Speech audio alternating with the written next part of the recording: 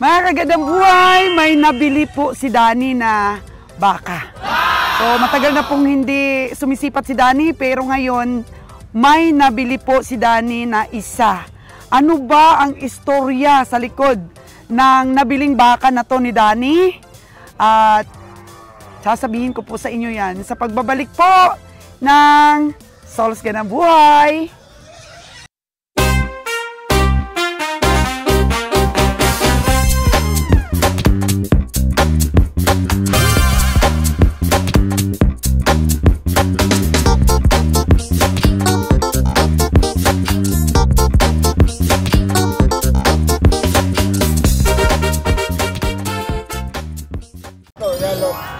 Subscriber po natin mga kagandang buhay at masaya po at nabili ni Kabiang Roger ng 49K yung kanyang baka. Kilalang kilala niya si Danny, oh. Wow! Oh, lahat daw kilala ni Bossing kasi araw-araw tayong pinapanood. Oo. Everyday, ano mo pa siya? Papa mo. Ah, papa mo.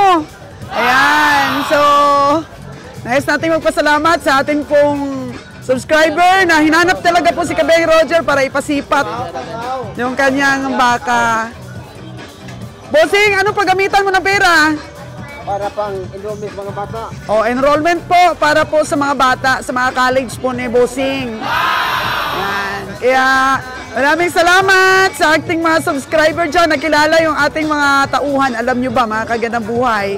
Kinikilig po yung ating mga ka-team kapag ka po nakikilala sila, kapag ka po binabati din sila.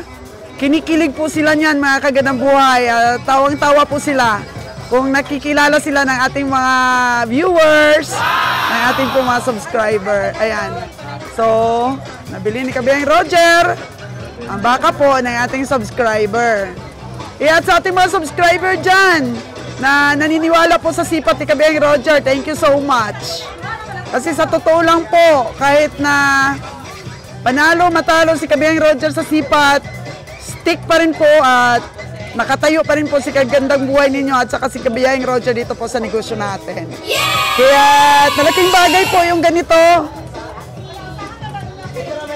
Yung suporta po ninyo, malaking bagay po sa amin para lumakas po ang loob namin sa pamimili. Thank you, tatay, ha? Thank you so much. Ayan po.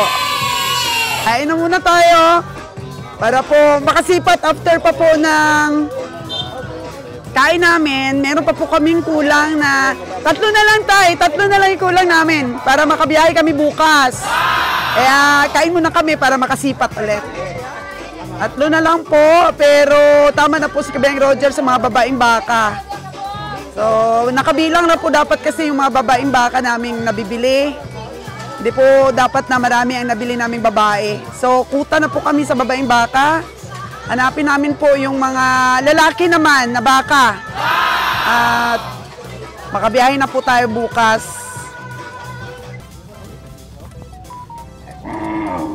Time check po natin mga kagandang buhay is 8:45. At good news. Dahil nakabili na po tayo ng I think 12 or 13 na. Parang nadagdagan ng isa. Ang hits po natin ngayon na bilhin dito is 15.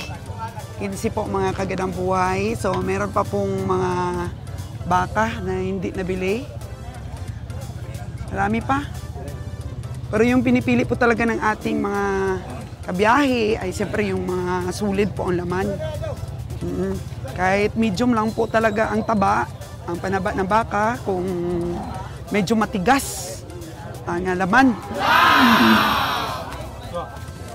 Kaya ito po ang ating mga kabiyahe.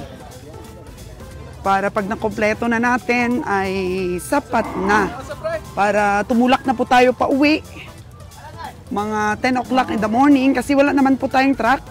Ito po yung truck ni Sir Ali. At dito lamang po tayo magkakarga kay Sir Ali. Kasi parang gano'n na rin. Kasi wala pong kasiguruhan kung makabili ng marami. At ang gas po natin ay mga 6,000, pati po yung pagkain natin, expenses natin sa biyahe. Kaya nakikikarga lang po tayo dito kay Sir Ali. At nagko-contact si Sir Ali sa atin kung hindi tayo magdadala ng sasakyan para ito pong malaking truck ang dadalhin niya. Kasi minsan pagka may truck po tayo, ay maliit lang truck ang dala ni Sir Ali. Kaya, ganun po, nakakasurvive din po ang negosyo ni Sir Ali. At pagka nagkulang po tayo ng pera, ay humihiram po tayo sa kanya. Para makaraos lang rin po. So, dagdag expenses sana yon. Kapag nagtubo pa po tayo sa puhunan, binibili natin ng baka pero wala po tayong magawa minsan. Kulang po tayo. So, nabili yata ito ni Kabiyahe. Last. Oo, magkano ito, Dong? Bago nga. Magkano? 6.3. Okay. 6.3, sino nagdaog? Si Kabiyaheng Winnie, Andres Bonifacio, Atapang Atao, asablay rin minsan mga kagandang buhay. Kaya walang perpekto po dito sa pamimili. Basta ang importante po yung spirit ng team ay matibay po. For 63,000 mga kagandang buhay para po sa panalo daog. Yan. Nagwagi sa sipat sa Kabiyaheng Winnie at sa kanya po napunta itong 63K. So nakatatlo ka rin? Oy, palakpakan natin si Kabiyaheng Winnie! Ay, si Kabiyaheng Roger naman, ilan yung nabili na? Mga 7? 7 yung nabili mo? 8 po for the win para po kay Kabiyaheng Roger. Siyempre, mas masigabong palakpakan para po kay Kabiyaheng Roger.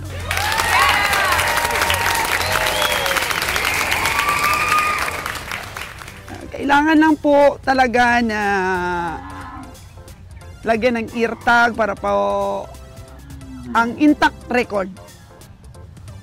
Dati po, nung namimili kami dito sa Bakong, hindi pa po namin nag-discover yung ear tag, minsan napapalitan yung aming mga baka. Oh, no! Nadaog na namin, nabili na namin, biglang lumiit. Ayan, kaya hindi rin po natin masiguro minsan na patas po lumaban ng ibang mga negosyante. Kaya para po mas sure din natin at masiguro ang ating kaligtasan, ay kailangan aware po tayo lahat at siguruhin po natin talaga na merong pananda ang ating pong nabiling baka. So itong kaalaman na to mga kagandang buhay sa mga lagi pong nanonood sa aming mga vlogs, napakahalaga po na lagyan po natin ng pananda ang ating mga nabiling baka. Hindi nyo ba napansin na ang iba dito sa stockyard, pagka may nabili silang baka, kinukuritan kaagad po ng pangsugat ang puwit ng mga baka. Binibigyan nila o nilalagyan nila ng initial nila. Pero nasusugat po yung mga baka at bawal po yun. Kaya gumagamit po talaga tayo ng ear tag, mga kagandang buhay. Kasi pag nalagyan nila ng pananda ang puwit ng baka, hindi po yun na-i-erase. Kahit tugasan pa po yun, parang ano na po yun, parang piklat na sa balat ng baka. Yan po isang tips din po sa inyo. Kung kayo po ay gustong mamili ng baka. Para po, pag nakabili kayo ng baka na malaki, hindi po biglang liliit, lagyan na po kaagad ng pananda. Kasi hindi lahat ng mga komprador po ay nakakaya ang konsensya. Diba, mga kagandang buhay, hindi kagaya ni Kabiyaheng Winnie, pugi na, makonsensya pa. First kagawad yan eh. Meron pang ino-offer sa iyo, Kabiyaheng Winnie? Meron pa? Pilipini lang talaga. Uy, yan, mga nabili na ba yan? Doon banda?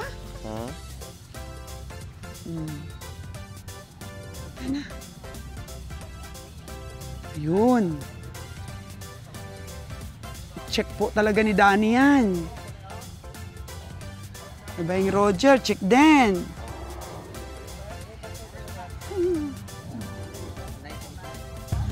Dahil po mga kagandang buhay, sa namatay po ni Kabiyaheng Winnie na 45K na baka niya, nagkaroon po siya ng pubia. Kaya lahat po halos ng kanyang mga baka, ayun siya oh, kumukuha ng kuting na pier. Yan. Hoy, kasabaan ka! Kuha siya kunting ano ba na pier para po itisting dito sa mga nabili niyang baka. baka daw hindi kumakain. Ganyan ba? Napapraning na si Kabiyahing Winnie, oh. Oh no! Yan, kumakain naman, Wen. Okay naman. Huwag kang masyadong kabahan. Kasi nga, malaking lugi po pagka namatayan tayo na baka. Kasi imagine, ang laki ng 45k niya na yon. Pero, meron naman yung, insurance po, mga kagandang buhay. 18 to 20k na po ang makukuha ni Kabiyahing Winnie. So, may pa rin. Meron pa rin pong lugi ang team namin. Kung mag 20k, di pa po, 25k pa ang lugi namin dun sa baka na yun. Pero matagal pa po bago makuha yung pera sa insurance. Kaya malaking lugi na po hindi namin mapagulong yung para pong budget sa isang baka. O Kabiyahing Winnie, kain na daw tayo. Lahat po na nabili niyang 3 mga kagandang buhay ay tinesting at pinakain talaga po ng Napier. Kaya mahirap pala po kung magkaroon ng phobia ang isang tao. Kasi parang wala na ba siyang tiwala. Di ko paliton yan. Di ko bibili yan kapag ayaw kumain.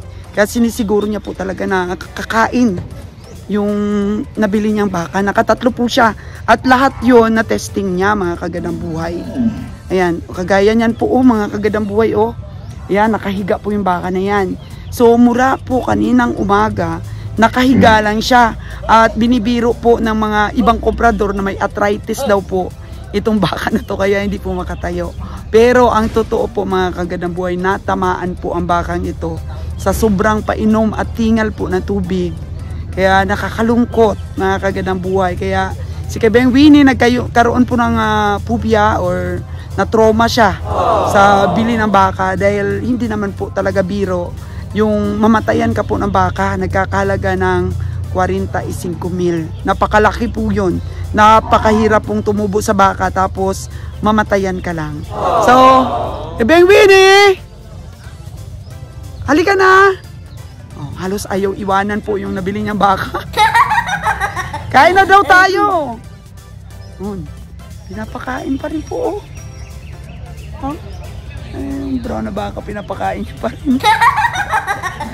Ay, nako. Mahirap. Mahirap pa sa daga ang pakiramdam. Nya? Mahaw na ta? Kamusta yung baka mo? Kain, nakain. Sabi ni Kabiyahing Roger, bumili ka pa daw pa ng 5. Para kain muna tayo. Kasi 2 na lang po ang kulang para sa isang load. Pero kung meron pang mabili daw, bili pa.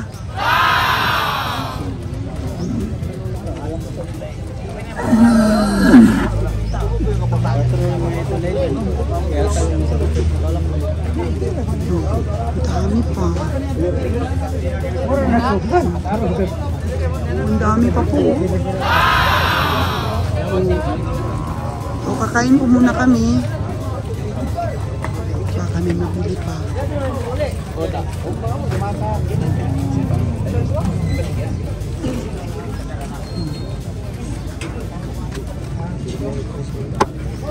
Marami pa. Mamaya, balik po tayo. Pagkatapos po natin mag-almusal, balik po tayo. Baka may mabili pa.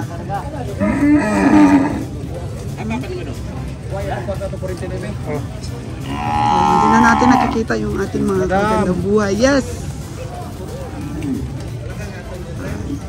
Prepare na po para kumain. Hello, Loy! Marami kang nabili? Marami na? 15 po ang nabili ng Team Kiloy. Ayan. Ganun lang po. Tiyaga-tiyaga sa pamimili, pero kay Kiloy naman po kasi puro malalaki. May standard po yung taga-katay nila. Puro malalaki. Pero napaka-loyal po ito si Kiloy, kaya humahanga po tayo sa kanya. Pag nakakita po tayo ng mga tao na ganun ka-loyal po, ay, napaka-bless po ng negosyo natin. Kabiyahing, ito di mo sinipat? Ito.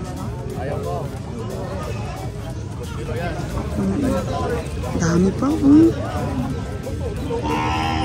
Mga siguro ang natirang mga baka na itong sisipatin. Nasa mga 30 pa. Nasa mga 30 pa. Lahat. Pero ayos na rin po ang ating mga nabili. Nasa 50 na lahat ang ating mga baka. Pwede na. Isang load na po, mga kagandang buhay. Pero nais po sana natin may sumobra. Para at least may stock po tayo. Pero kung yan lamang po ang kakayahan, hindi yan lang po.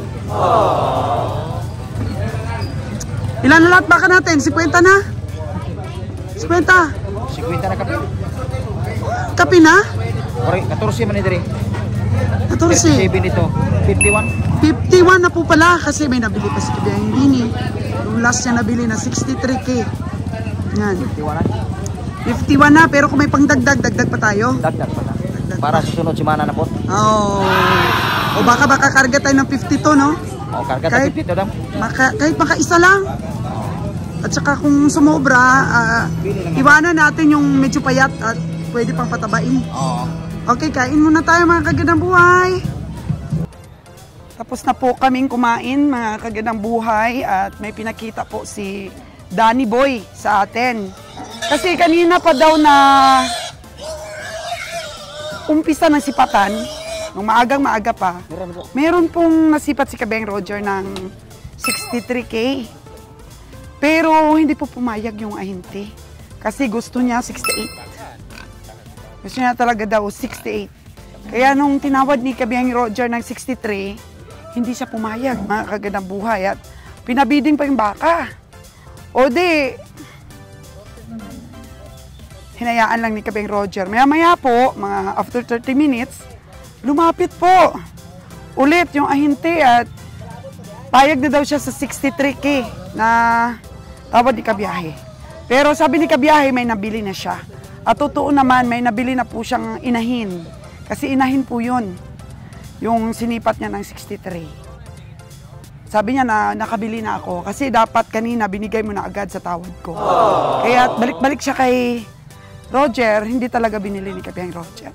Tingnan po natin mga kagandang buhay at nabili po ni Danny. Kaya magkano kaya ang bili ni Danny? Tingnan po natin. Grabe si Danny, no? At tinutukan niya itong sinipat ni Kabiyang Roger ng 63K. Saan na? Yung baka na yun, Dan, kasi parang naintriga ako eh. Naintriga po ako dito sa nabili ni Kabiyahing Danny na baka. Charan! Lapitan po natin mga kagandang buhay.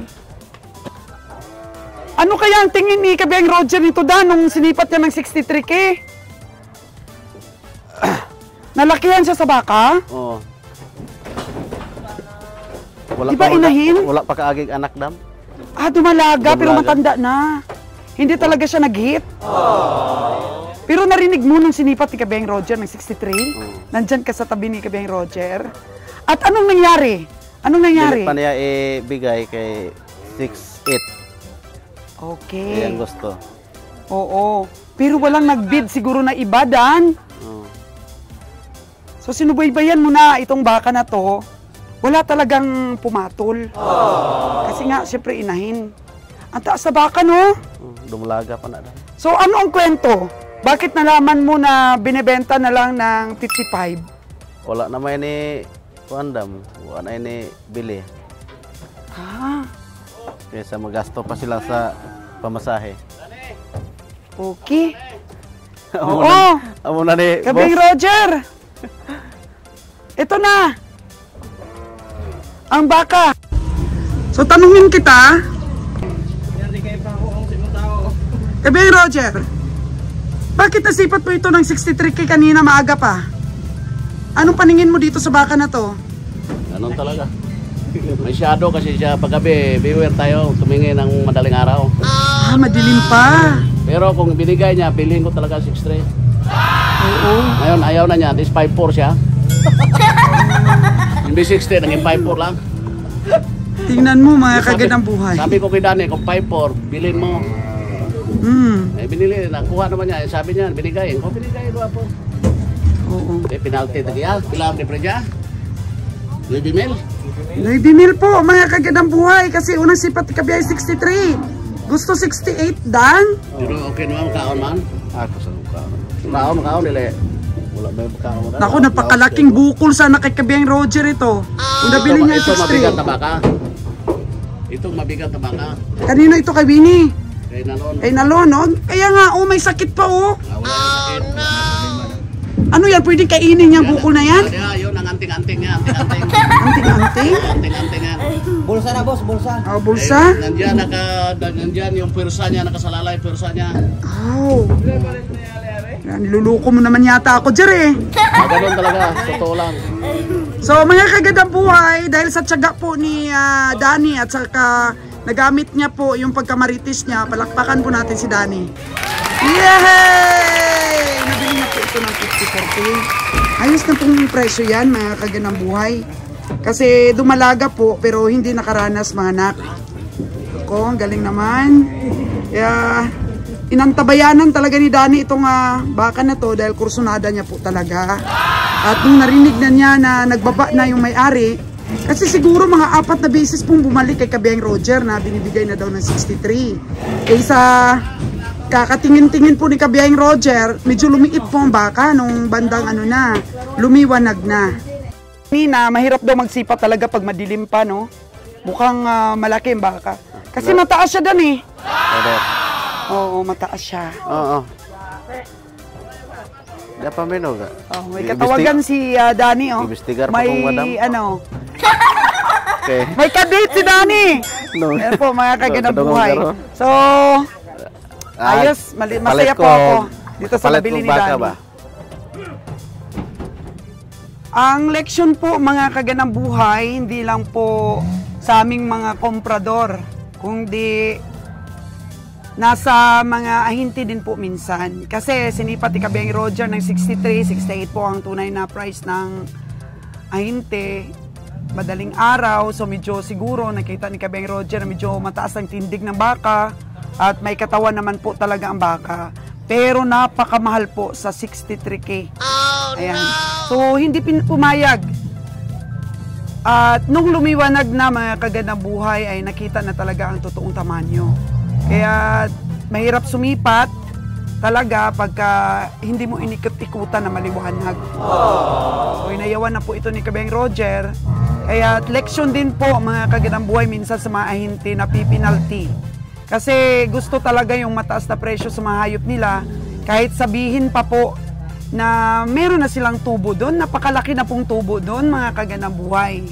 Pero dahil po sa gusto talaga nilang mabid pa yung baka nila ng mas mataas, ito po ang nangyari. Wala na pong pumatol dito sa kanyang baka. So from 63,000 bumaba na po siya ng 55,000. At narinig po ni Kabiyang Danny na 55 na lang. Habang pong kumakain kami, pinuntahan niya si Kabiyang Roger. Kabiyang Roger, yung sinipat mo kanina ng 63 ay narinig ko 55,000 na lang. So baka makuha ko pa ng 53 kabiyahe. Payag ka ba? Sabi ni Danny. Hingi pa po ng permiso si Danny, sabi ni Kabiyahing Roger, saglit lang dahil baka magkamali ka. Baka hindi yun yung tinawaran ko at madali ka, Danny.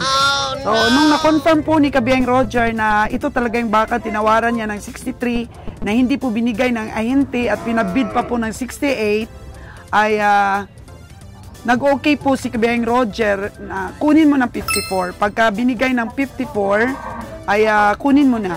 So, ang gusto po ng ahinti, 54,500, pero kalaunan po ay binigay na rin kay Danny ng 54,000. So, ano pong leksyon ang makuha natin, mga kagandang buhay, dito po sa istorya ng bakang ito? Sana po sa mga ahinti, kapag tinawaran na po ang baka ninyo at alam nyo na po na may tubo kayo, ay bigay nyo na po kasi maawa rin po kayo sa mga komprador. Diba? So, hindi ka na kontento sa tubo mo. From 63,000, binigay mo rin pala ng 54. Gusto mo 68. So, minsan po nabibigyan tayo ng leksyon, malaki pong nawala sa kanya. Kung binigay lamang po niya doon, dahil namalikmata po si Kabiyahing Roger, nawa sana'y nabili yung baka niya ng 63. Pero, hindi pa po talaga na kontento doon, mga kagandang buhay, sa tubo niya. From 63, naging 54K na lang mga kagandang buhay. Sana po may pamigat itong baka na to. At ito po ay magandang kita natin dito mga kagandang buhay. Kasi may leksyon pong dala ang pagkabili po ng baka na to ni Danny. So kudos rin po kay Danny na kahit paano po ay ating mga tao ay mulat ang diwa, di ba po? Nag-o-observe sa loob ng stockyard at kung may pagkakataon po ay i-grab yung opportunity na makatulong po sa pamimili ng baka. So ibig sabihin po may pakialam po talaga sila sa mga sipatan, may concern po talaga sila sa ating biyahe at may hangarin po na matuto sa pamimili, makakuha din po ng mga tips and advices at makakuha ng diskarte ng buhay. So, yun nga sabi ko, walang perfect na pamimili, lalo na po sa gabi. Kaya, blessings in disguise mga kagandang buhay dahil nag-pray po talaga tayo na sana po ay patnubayan ngayong araw na to ang aming pamimili dito sa Bakong at hindi na po maulit-ulit na malugi kami ng malaki. Kasi okay lang po malugi ng maliit kasi nare-recover pa po yan ang ating backload pero pag malaki na po talaga nasa mga 200,000 po per trip, ay mahirap na po talagang ma-recover po. So, nababawasan na po talaga yung puhunan natin. Ito po yung ating mga nabili. At so far, so good po mga kagandang buhay. Iba po talaga pag naka-pray po tayo. Ibig po sabihin, hindi tayo nag-pray yung mga nakaraan. Nag-pray din po mga kagandang buhay. Pero siyempre, hindi naman saklaw po lahat na kung ano pong gusto natin, siya pong matutupad. Diba? Ang Diyos naman po ay sumasagot sa ating mga dalangin. Not today, not tomorrow. Depende po sa Kanya yan. Meron naman po kasing instant na sinasagot niya yung ating mga panalangin. Kaya ano pong maganda nating gawin? Tiwala lang po talaga. Tiwala lang po talaga mga kagandang buhay. So sana naaliw din po kayo dito sa aming mga vlogs for today dito po sa Bakong Livestock Auction Market. Thank you so much sa lagi pong pagsubaybay. At tuwang-tuwa po tayo pagka meron pong mga subscriber na namimit natin na maaga pa lang daw ay nanonood na sila sa atin pong mga vlogs. Patapos na. At nadagdagan pa ng isa ang ating baka. All in all po, nasa 14 ang ating nabili. 14. Baka meron pa. Baka meron pa po na mabili. Hindi tayo makadaan doon. Dito tayo libot. Actually, meron pa, mga kagandang buhay. Meron pa. Kaya, marami tayong matututunan po, mga kagandang buhay, no? Dito po sa ating pamilya. Hello! Grabe! Ubusin, inulit mo na naman, ubusin mo na daw ang pera bago huminto. Walang into-into! Huwag kang huminto kahit naglulugi tayo. Marami pang pera, walang hinto. Wala, hindi pwedeng hinto. Tuloy-tuloy po ang ating negosyong pagbabaka. Hanggang pong may pera pa, sabi po ng ating komprador. Kau talaga, Alan, hindi tayo mawawala ng pera. Hanggang may hininga.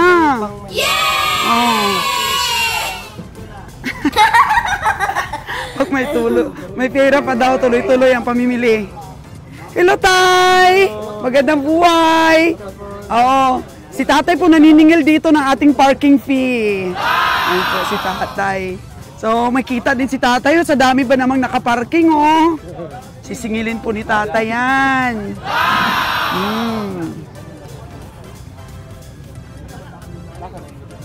Meron pa, mga kagandang buhay. Sa dami pa naman, no? Sa dami pa. Oh?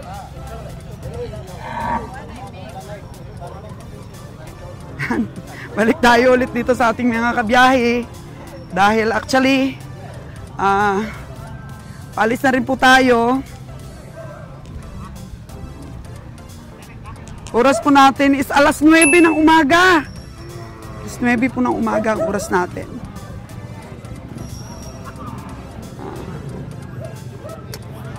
So, Sa... Siguro nila niya, hindi niya ba?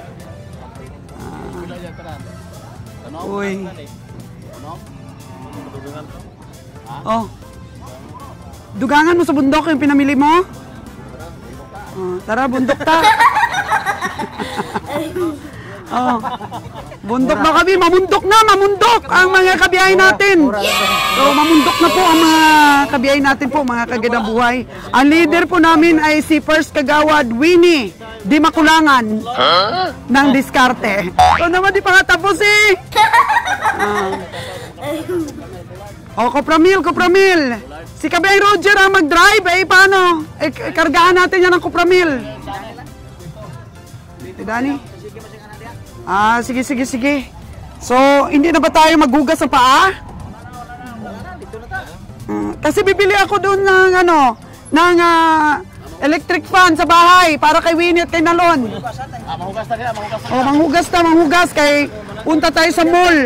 Kasi mga kagandang buhay, nilinis ko po yung higaan ni Nalon at saka ni Winnie pagka doon sila humiga sa kubo natin. So kulang po ng electric fan, bibilan sila. Maghugas po tayo, maghugas pa.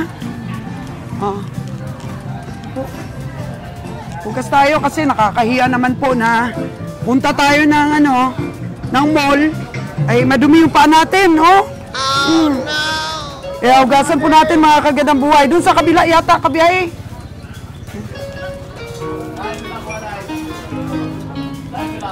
Hugas. Bayad muna si kabiyahe, oh. Nang kinain po namin. Kaya dito po tayo.